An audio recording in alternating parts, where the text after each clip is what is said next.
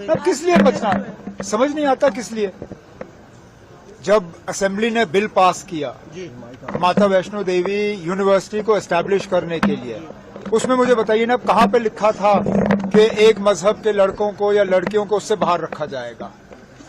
उस वक्त ये कहा गया था कि इसमें एडमिशन जो है मजहब देख के नहीं होगा, सिर्फ मेरिट देख के होगा। अब जब मेरिट के बुनियाद पे एडमिशन के फैसले हो जाते हैं तो कुछ लोगों को ये पसंद नहीं है। अगर आपको बिना मेरिट के एडमिशन करना है तो सुप्रीम कोर्ट से इजाजत ले लीजिए, क्योंकि जहां तक मैं जानता हूं बिना मेरिट के आप एडमिशन दे नहीं सकते हो।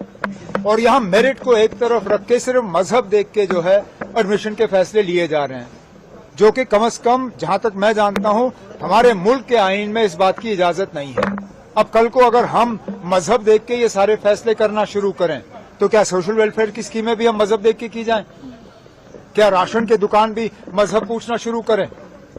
क्या पुलिस वाले मजहब देख के जो है अपने काम को अंजाम दें?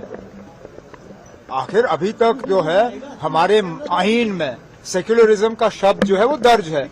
अगर आप इस मुल्क को सेक्युलर नहीं रखना चाहते हो तो हटाइए वो शब्द। उसके बाद जो आपने करना आप करिए, जो हमने करना होगा वो हम कर लेंगे। लेकिन मैं फिर इस बात को दोहराता हूँ, बीजेपी को शायद अब सुनील शर्मा को आए हुए चंद ही दिन हो गए, उन्हें वो असेंबली का जो एक्ट है वो निकालना चाहिए। वो रिकॉर्ड में होगा, असेंबली के रिकॉर्ड में होगा। एलओपी हैं, असेंबली के सेक्रेटरी से वो रिकॉर्ड मांगे और देखें ना, जो बिल पास हुआ है उसमें कहीं पे ये दर्ज हुआ है कि मजहब देख के जो है सीटों का बंटवारा होगा। उसमें सिर्फ और सिर्फ मेरिट के बुनियाद पे सीटों का फैसला होना था इम्तिहान के बाद। अब इन बच्चों का क्या कसूर है अगर मेरिट जो है इम्तिहान में ये आगे आ गए? मेहनत करिए और इम्तिहान पास करिए और एडमिशन हासिल करिए। कोई बिजली हाइक नहीं है ना, कोई बिजली हाइक नहीं है। ये पता नहीं कहां से बात चली है। मैं पावर मिनिस्टर हूं ना, अभी तक इस तरह का कोई फाइल, मेरी दस्तखत तो छोड़िए, इस पे मेरे साथ कोई डिस्कशन भी नहीं हुआ है। कोई इस तरह का प्रस्ताव गवर्नमेंट के सामने नहीं है कि हम बिजली के फीस को हाइक करेंगे या नहीं करेंगे। हमने बजट में भी ये कहा था कि फिलहाल हम बिजली की फीस जो है वो बढ़ा नहीं रहे हैं। अब खामखा जो है इस चीज को जो है एक बहस का मुद्दा बनाया हुआ है। मैं आपसे दोबारा कहता हूँ ना, अब एज पावर मिनिस्टर इस तरह का कोई प्रपोजल मेरे सामने नहीं आया। क्या अब कैसे अश्योर करोगे ना? तो फिर आप सीधा कहिए ना अब कि माता वैष्णो देवी यूनिवर्सिटी और माता वैष्णो देवी अस्पताल। आप यूनिवर्सिटी को अस्पताल से अलग क्यों कर रहे हैं? फिर अस्पताल में भी कहिए ना कि ये माता वैष्णो देवी के चंदे का पैसे का अस्पताल है, इसमें मुसलमानों को या गैर हिंदुओं को इलाज नहीं दिया जाएगा। कहिए हम वहां इलाज जो है कराना बंद करेंगे।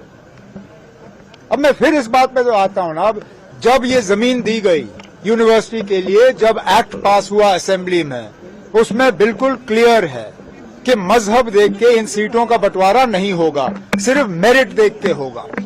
अब मेरिट में अगर कुछ बच्चे पीछे रह गए और कुछ आगे निकले तो ये किसका कसूर है? किसी का नहीं। ई ऑक्शन पर क्या कहेंगे? तो अच्छी बात है, ये 7 ब्लॉक्स हैं, ई ऑक्शन किया जा रहा है इनका। और मैं जैसे मैंने अपनी तकरीर में कहा, ये ब्लॉक्स किसी के हवाले नहीं किए जा रहे हैं, मरकज पे इनका कंट्रोल नहीं होगा। Ministry of mines, government of India हमारी मदद कर रही है ताकि ट्रांसपेरेंट तरीके से ये अलॉट हो जाए, इनमें माइनिंग का काम शुरू हो जाए। और लाइमस्टोन जो है वो सीमेंट के लिए एक बहुत जरूरी रॉ मटेरियल बनता है। कोशिश की जाएगी कि न सिर्फ वहां माइनिंग हो, बल्कि अगर एक आध वहां सीमेंट इंडस्ट्री भी लगे तो वहां पे जो बेरोजगारी है उस बेरोजगारी को थोड़ा हम कम कर पाएंगे।